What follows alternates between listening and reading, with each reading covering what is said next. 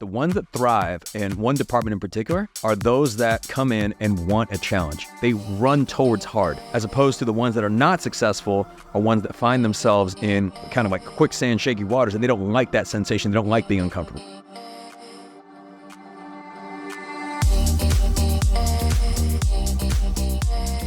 I'm Michael Mogill, founder and CEO of Crisp, the nation's #1 law firm growth company. I've built my business through practice, not theory. Crisp started with just $500 to my name and has grown to over 8 figures in revenue over the last few years, earning a spot on the Inc. 500 list of the fastest growing private companies in America. Our approach has been to take everything we've learned about generating massive growth within our own organization and help the country's most ambitious and committed law firm owners do the same for theirs. In each episode of this podcast, I sit down with innovative market leaders from the legal industry and beyond to learn from those who thrive in the face of adversity, challenge the status quo, and define what it means to be a true game changer. This is Jessica, Head of Coaching Strategy at Crisp, and today we're flipping the script for another special edition episode to get Michael's take on handling employees who constantly blame external circumstances for their failures, why some professionals always find ways to win while others do not, and how to manage second guesses after promoting a team member who struggles to adapt. Before anyone's promoted to any role, are you being very, very clear with the expectations in that role? So you don't want somebody to step into a new role and be like, this isn't what I expected at all. That's coming up on the Game Changing Attorney podcast.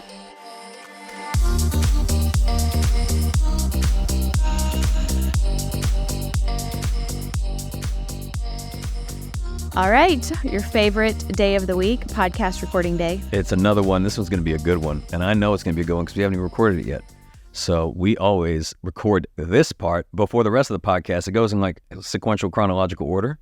Sometimes I think it might be interesting to answer the questions first and then record the intro, knowing the answers to the questions. We never know. You never know. So speaking of things you might not know, we were talking about this before we started rolling. And because this is a new year, I'm going to share with you the 3 types of people to avoid.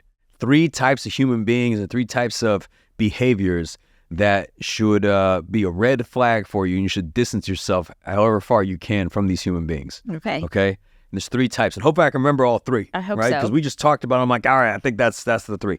So the first one, okay, now these are the people that, let's say it's a direct report of yours or someone you meet with. And like, you know, for a lot of times, like these are the people that you either interact with in your professional life, personal life. It could be a blend of the 2. But these types of human beings are the ones that say a lot without really saying anything. So the point is, like, let's say you're meeting with someone, you say, hey, what's the update on the project? And they go on to tell you, well, here's the thing, you know, like this and that. Like you're hearing about all sorts of things, right? Except the one thing. Except the question, you're not getting the answer to the question that you asked, right? So they'll go on this elaborate, just diatribe of all these different things and say, okay, cool, man, I understand, but what's the update on the project, right? So I have found that the ones that use more words probably have less to say. Yes. And the ones that choose their words wisely and are like sometimes even the quiet ones, but when they do speak, it's like very well thought out. Like that's number 1. So the ones that, you know, the people that talk in circles, they're going to drive you crazy. I mean, they drive me crazy. Yes, they do. And I'm like, fast forward, can we skip to the part where you tell me, you give me the answer to the question that I asked you, right? They don't have it. That's the problem. They don't have it. They're like, well, it's like when you're in, you know, back in school, like middle school or high school, and you're like asking you a question where it's like, well, here's the thing, right? It's like the political answer. Trying to cover it up. All right, so that's number 1. Avoid the people that, you know, that talk in circles. The second one, oh man, they're going to get progressively worse, right? So the second one are the people with all the ideas, right? These are people that are like, you know, we should do this, or we should do that, or we should do this, right? And you're thinking, hey, what's so bad about all like these people that are offering these ideas? They're being proactive, right? Like, isn't that what we want? Well, here's the thing about these ideas, people. As soon as the last word leaves their mouth, so does any sort of execution or action plan, right? So they are just masters of creating to-do lists for other people. So I don't know about you, but I got plenty of ideas and things that we could do. And the last thing I need is 100 more. Or if it's somebody that you're meeting with, and like sometimes we see this happen even at like partnership levels, right? In a law firm, there's a lot of like lawyer partners and someone says, well, we should do that. And you already know this person's follow through is 0, right? So without having the follow through people in place, which doesn't always necessarily have to be them, but without having that foundational execution infrastructure in place, nothing's going to happen. And we're all just wasting each other's time because we're talking about what ifs, so this would be nice or one day and that kind of thing. Like these are the dreamers. It's just in their mind, right? It's like, what do you call it? It's like, Vision is So, hallucination without execution. Yeah. That's it. All it is hallucination. All right, so that's number 2. So number 1 was the people talk in circles. Number 2 are the ideas people. And number 3 is the worst. This is the worst, right? Like, You've built this up. Oh, man, I come across these human beings, and I know everyone listening, you meet these people too, where they are the must-be nice people. Like, they see you've achieved something in your life, or you go do something. So you go to a nice dinner, you go on a nice vacation, like whatever. You're eating healthy, you lose weight, like you're spending a lot of time with your family, like, and they'll say, oh man, it must be nice. And these are the people that envy, the nastiest of all human emotions. They're the people that believe, and they look to you and saying, oh wow, like they must be lucky, right? Or like, I don't know, sometimes I forget what happened recently. If somebody said this to me and they said, oh, we got back from our trip to Mexico, and they said, oh man, I wish I could go on vacation. Must be nice. And I was like, yeah, it actually was nice. It was really nice. Yeah. In the back of my mind, what I'm thinking, but I'm not saying, is that, okay, well, you could go on vacation too in Mexico with your family. All it takes is, okay, just go back to 2012, start a business, $500 to your name, take an insane amount of risk, work 7 days a week, probably 90 to 110 hours a week, probably have to deal with an unreal level of pain and suffering and things not going your way. You're going to hire people. They're not going to work out. People are going to quit. You're going to lose clients. You're going to gain clients. You're going to have like operational restructuring. You're going to basically not spend a whole lot of time at home with your family. Your health's going to go, all these things. You fast forward to 13 years. Now you go on a vacation. And now you can go on a vacation with your family and your kids, and like you can be like in shape too. And so you nice. Can, it's so nice. All right. So this is like the victim mentality, where if someone achieves something, that they view it as like a zero-sum game of like +1 for you equals -1 for me. And that's really not the case. I'm a big believer in abundance. From people where they create value in this world, that creates more opportunities for other people. And like, you can do it too. It's like, if I can do it, you can do it, sort of thing. And I think it's overall just this mindset that when I see someone has achieved something amazing, or when something good happens in their life, I immediately assume like this person worked very hard. They made good decisions and choices that led to that outcome, right? Now, that's not always the case, I'm sure, right? There's some people that are born on second base or third base, and like, sure, okay, that happens. But by and large, for the majority of people, if their business is thriving, chances are they've made a tremendous amount of, let's say, sacrifice or investment into said business over a span of time, and now they're seeing the payoff, right? But you're not seeing the highlight reel of all the late nights at the office and all the things that don't go their way and all the stress and all the pain and so on, right? Like, you're seeing the outcome and the overnight success that may have taken 10 or 20 years. Let's recap the 3, right? So number 1, remember, these are the ones that go in circles. Number 2 are the idea people, the dreamers, right? The hallucinations. And number 3 is the victims. So avoid all 3 and you'll be just fine. So this is the AMMA.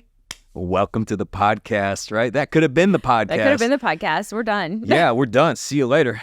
Or we can answer 3 questions. So to give you guys an idea, if you're tuning in for the first time, you guys submit the questions. You text us at 404-531-7691. That is a real number. And Jessica compiles the questions. We answer them here on the show. We do not run any ads on the podcast. We just ask that if you get any sort of value from this podcast, maybe you guys just got value right there, but you wrote it down. You say, okay, those 3 people, just avoid them, right? And you're just going to see them some point later today and you say, Michael told me. He said, run away from this person. It's like, spidey sense goes off as soon as you see the idea of people, right? And it's like, oh shit, It's like, exactly, like the alarm goes off. So if you got value right there, like, can you please just share the show with a friend, right? Or leave us a review on Spotify, Apple Podcasts. It helps us reach more people. So let's get to the questions, Jessica. What do we got this week? All right. So to kick us off with question number 1. Michael, I have an attorney who's technically competent, but constantly needs hand-holding and makes excuses when things don't go well. Last week, a filing was late because the client didn't get me information on time. When a case didn't go our way, the judge was biased. He's never the problem. It's always some external circumstance. I feel like I'm losing my mind dealing with him. He's not a horrible attorney, and he does more good than bad, but I can't stand his victim mindset. How do you coach someone out of that? I'm starting to think this is just who he is versus something that can be developed. I did not even tell you that question when you went into this. I know, I'm hearing this. I'm like, This is perfect. Wow. Okay. Well, you've already answered it, but continue. What's the question? The question is, how do you coach someone out of this? Okay. All right. So I don't know. I don't know if you can. I'm gonna just be honest with you. I don't know if you can take, maybe if he was like a child, but as an adult, I don't know if you can take someone who has a certain view of the world and their experience in that world and say it's the opposite of whatever you think, right? Now, here's what I would do. If you look at somebody, they're not very solutions focused, they're not very resourceful, they play the blame game and all that. It's like all hope is not lost. I would just look at it more so from the standpoint that people behave in alignment with whatever the incentives are. So if this person is, let's say they're behaving like a victim or playing the blame game, it really comes down to what are their goals. Maybe their goals are advancement. Maybe they want more opportunity. Maybe they want to grow within the firm. And I've done this in the past. I pull people aside and say, look, where do you want to go? Like, what do you want to do? And they'll say, I want to, be like a leader, manager, director, VP, I want your job, whatever, right? And I'll say, great. Now, here's the thing. In order for you to be able to progress, you're going to have to be the type of person that does X, Y, and Z. So now you kind of align like their behavior with how, their accountabilities and what they would have to be in order to grow. So that doesn't necessarily mean that they're going to immediately flip from being victim mindset to taking ownership of everything, but at least now they have a reason to make that mental shift. So I would just align it more so from the standpoint that their way of doing things and their behavior is limiting their opportunities. And if their goal is to grow, then perhaps that can inspire change on their end. But I don't know that you can change people. I think people can change on their own.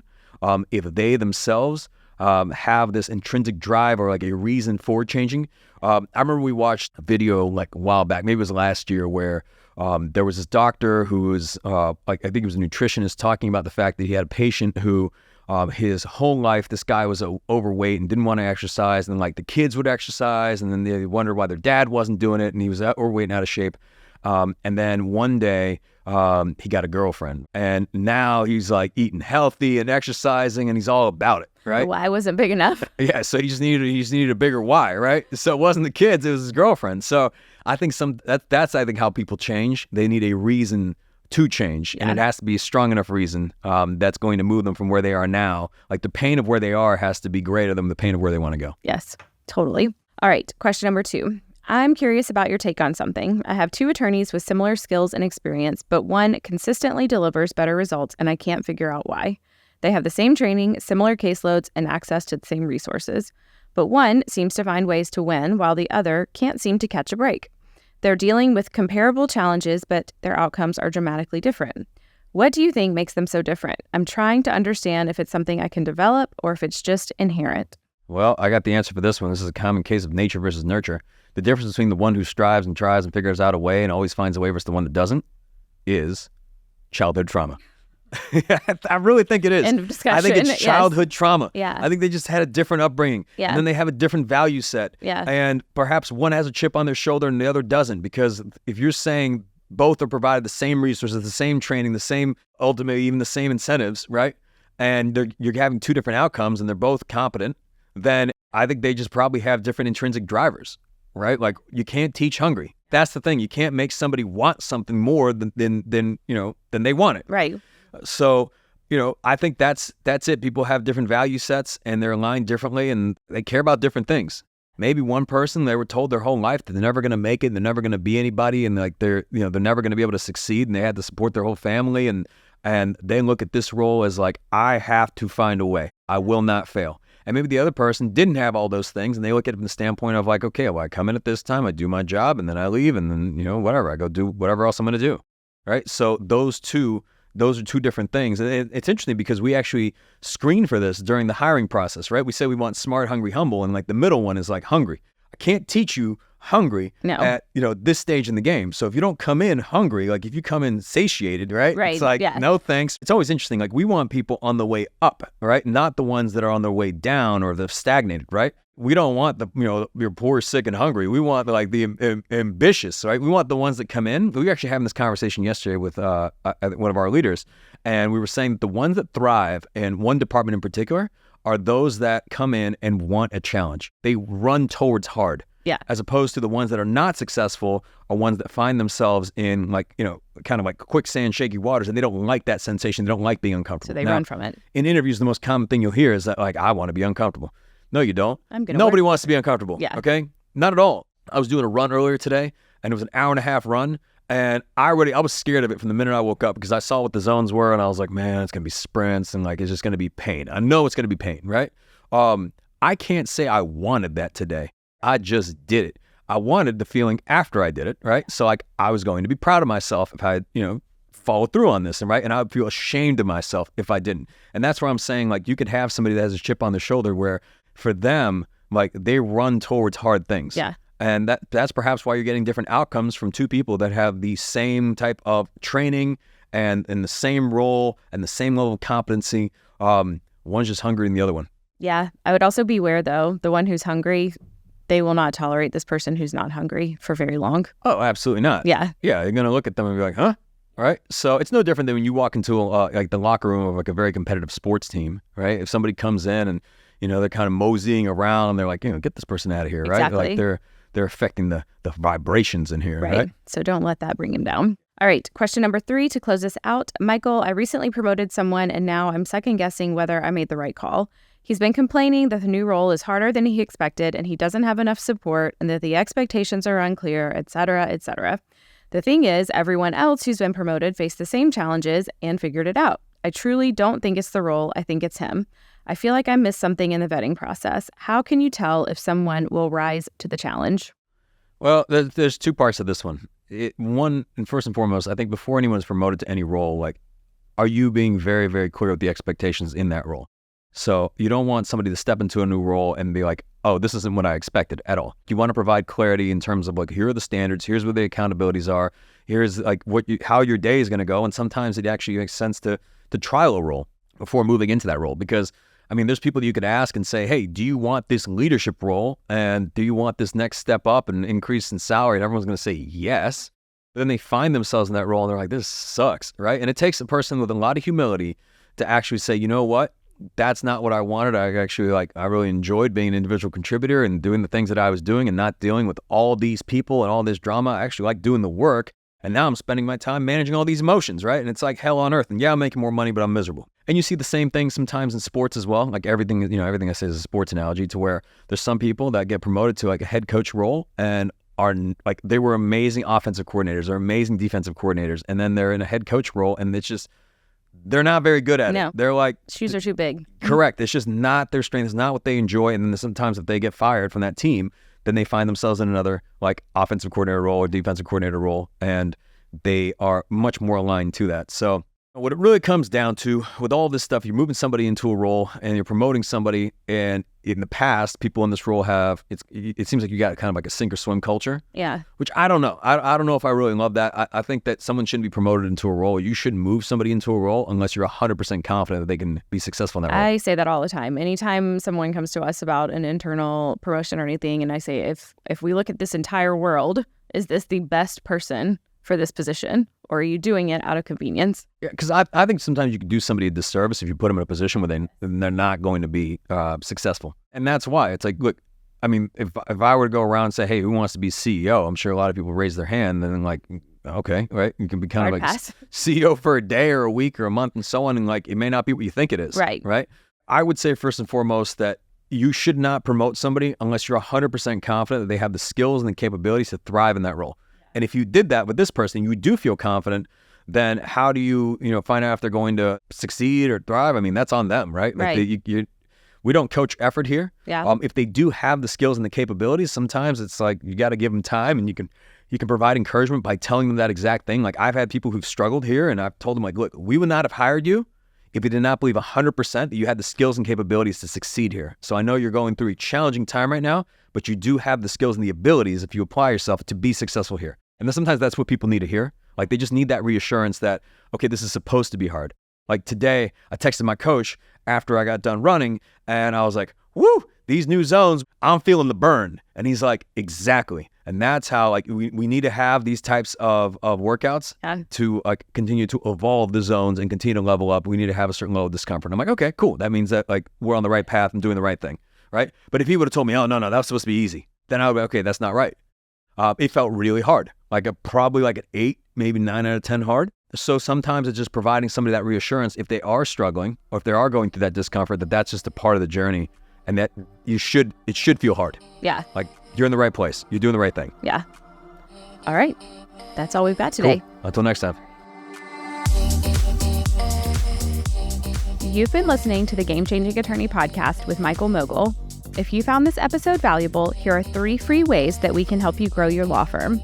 Number 1, Download the first chapter of Michael's book absolutely free at GameChangingAttorney.com. Number 2, you can shoot Michael a text at 404-531-7691 and ask him any question you'd like. You might just hear the answer on the next episode. And finally, number 3, if you can leave this podcast a 5-star review, it will help us gain access to more influential thought leaders and bring their lessons learned here to you. For more information on this episode, see the show notes in your podcast app or visit legalpodcast.com.